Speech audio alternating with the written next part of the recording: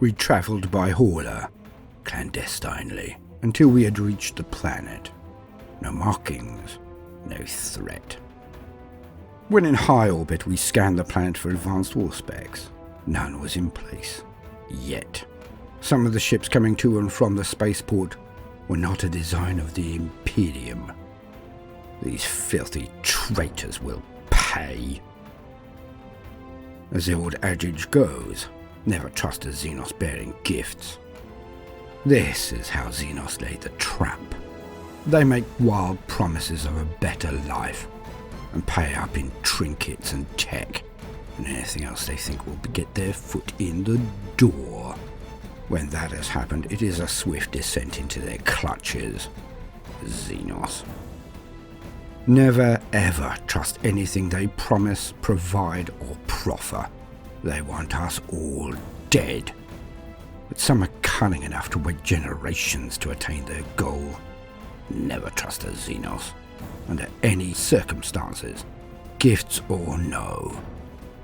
So we went into high orbit, and then down towards the land-based spaceport.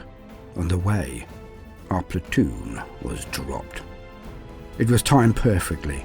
As the ship travelled very nearly over our target, the doors opened on the side of the hauler, and out we jumped. Our grav chutes slowing our descent, covered by the cowl of night. We are tasked with not using our thrusters in case we are spotted. This will be a hard drop, but compared to even a normal day at the Schola Progenium, this will be a cakewalk. I see my platoon around me at regular intervals. We slowly descend, no sudden movements to catch the eye. Our weapons are blacked or stowed, to limit the chance of reflected light. But we need not have been so careful. As we descend towards what looks like an antiquated feral world castle, the lights from below are beaming and the halls loud enough to cover us, even if we had raised our voices collectively to extol the Emperor. One after another us drop onto the battlements and crenellations of this ancient building, all that they were capable of building before the coming of the Imperium to set them free and bring them into compliance, and by doing so raise them up. Ingrates. How swiftly they forget their debts. Our briefing was simplicity itself.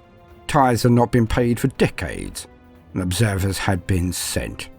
It seems that the local aristocracy who ran this world had become bored of compliance, had started to make trade pacts with Xenos. So here we are. I can only hope that this message will be enough for this world. If this does not work, then they are sending Krieg. They won't like that. So ours is a last-ditch attempt to bring them back into the flock, into loyalty.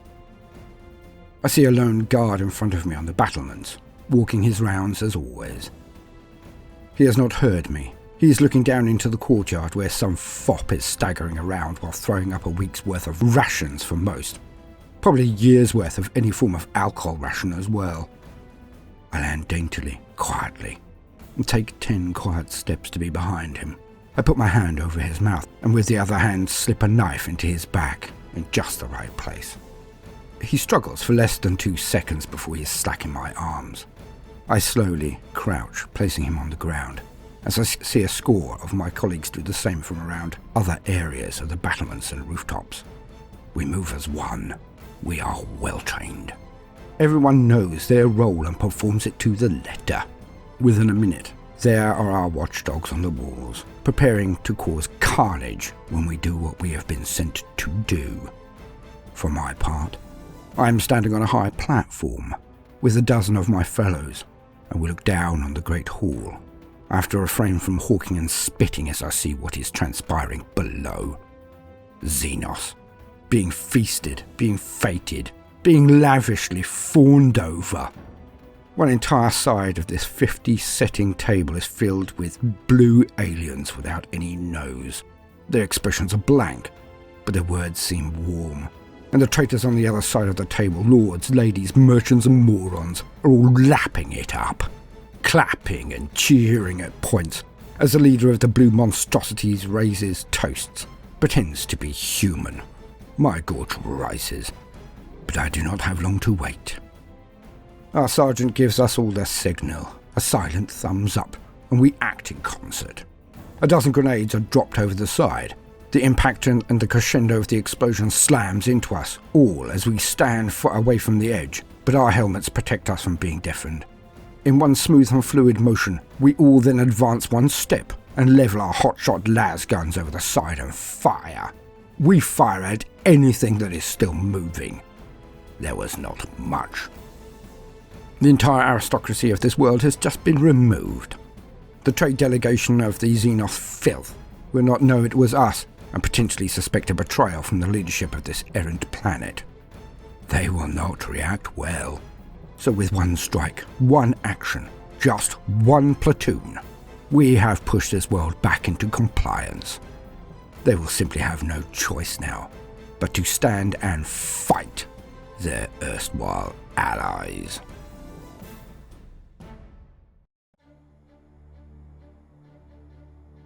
Welcome, gentle listener. I am Baldermort, and I wish to introduce you to the forces, factions, and units of the Warhammer 40k universe. Today, we will be looking at one of the most potent forces of humans outside of the legendary Adeptus Astartes, the Space Marines. For today, we are to discuss the Scions of the Militarum Tempestus, the elite of the Imperial Guard. But for this, we shall lean on existing wisdom. To quote, the Militarum Tempestus. Militarum Tempestus Scions are cold, proficient killers whose deadly firepower reduces foes to smouldering heaps of corpses. Trained in the Schola Progenium, these men commit to a rigorous program of physical and mental indoctrination that raises them to the peak of human conditioning. Loyal to the Emperor above all else, Tempestus Scions provide high command with a core of flexible, nigh incorruptible soldiers. Deployed sparingly, they can be depended upon to complete any mission, no matter how deadly. Racing into battle aboard armoured transports or plummeting down on grav chutes, the Scions are the sharp edge of the Imperial Guard's war machine. Each squad of Tempestus Scions consists of veteran warriors trained and equipped to the highest standard. Protected by rigid armour plates and reinforced ceramite plates, Scions wield a sophisticated range of high-powered weapons that perfectly complement their shock assault role, and their discipline is such that they can direct their firepower to absolute optimum effect. Unlike the guardsmen of the Astra Militarum, Scions endure a brutally uncompromising training regime, ensuring that only the most skilled and resolute amongst them ever see battle. The standard issue weapon for Tempestus Scions is the hot-shot lasgun. Each of these rifles is fitted with a potent external power cell, allowing them to penetrate thicker armour than the mass-produced lasguns used by rank-and-file guardsmen. When deployed against armoured enemy infantry, Tempestus Scions wield hot-shot volley guns. With a more powerful blast and extremely high rate of fire, they are perfect for bringing down traitor Space Marines and Xenos beasts.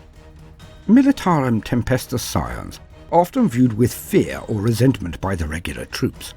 Nicknames such as Glory Boys and Big Toy Soldiers are common. Yet this rancour is nothing to the Scions themselves. Trained in covert operations and rapid insertion strike tactics, they go to battle confident that their every deed is for the good of the Imperium, carrying out their orders with merciless and uncompromising pragmatism. Tempestor Primes. Each Militarum Tempestus platoon is led into battle by a grizzled officer known as a Tempestor Prime. Such men are promoted on battlefield record alone, their accolades earned through courage and unshakable discipline in the line of fire. The tactics they employ as a commander are the product of the countless missions that they have undertaken as a Scion, and as such they have an intrinsic understanding of the capabilities of their soldiers. Able to operate on their own initiative in a way entirely alien to the majority of the Astra Militarum, these men lead their Progenium brethren into battle with merciless efficiency. Tempestus Command Squads. Each Tempestus Command Squad is comprised of the very best Scions in the regiment. A Tempestus command squad will often shadow a Tempestor Prime on an operation, shielding him against incoming fire while answering with salvos of their own. Vox operators relay the Tempestor Prime's commands across the Vox net, while medics patch up and inject stimulant concoctions into downed soldiers so that they can continue to fight. Some Tempestus command squads also carry their platoon's banner into battle, waving its colours in proud defiance as they lead the charge against the enemy. End quote.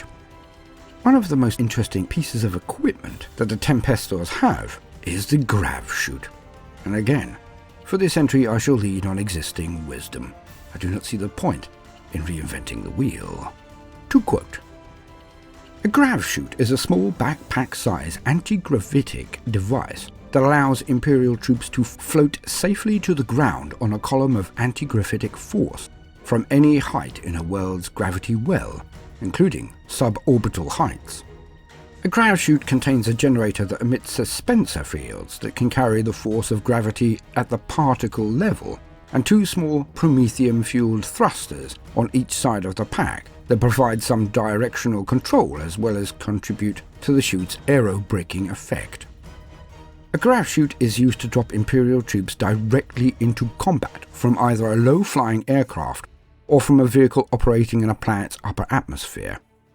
If required, a grav chute can allow an Imperial soldier to hover above his target for 1 minute at a time. In many ways, a grav chute is a smaller and less capable version of a jump pack. But unlike that technology, it is intended only to control a fall that is already in place, rather than lifting a person's entire weight up some altitude into the air. A grav chute's solar battery power supply provides enough energy to operate the device for a standard hour before it needs it to be replaced or recharged. Grav chutes are most often used by Imperial Guard stormtroopers, carrying out Special Forces infiltration operations, and for the deep strike airborne raids initiated by the Elysian Drop Troop and Harkoni Warhawks regiments. End quote. So you can see that these are truly elite warriors, the Imperium's equivalent of Special Forces, but not quite as special as those rare beings, the Space Marines. For the Scions come from the halls and walkways of the Schola Progenium, the training grounds of the Sisters of Battle, the officers of the Imperium, and commissars. These are truly elite warriors who are as flexible and as dangerous as they are well equipped. It is these units that are always kept in reserve or used at crux points in any confrontation, if a general is lucky or influential enough to secure their services. These warriors are called the Stormtroopers. But in the Warhammer 40k universe, if someone said, "And these blast marks, too accurate for sand people, only Imperial Stormtroopers are so accurate," it will be done without a shred of irony. For anyone that comes from the purgatory that is the Schola Progenium is indeed one of the brightest lights of humanity, and the very best that they have to offer in the never-ending age of war. I have been Baldermort, your faithful servant. I hope you have enjoyed my brief introduction to the Tempestus Scions. If so, then please do consider liking and subscribing. If you are a regular gentle listener and see the worth in what we are doing, then do please consider supporting us on Patreon, or sharing this video to help make the site sustainable so it can continue. Now, no matter what you do today, do please try to make some time for fun. Toodaloo.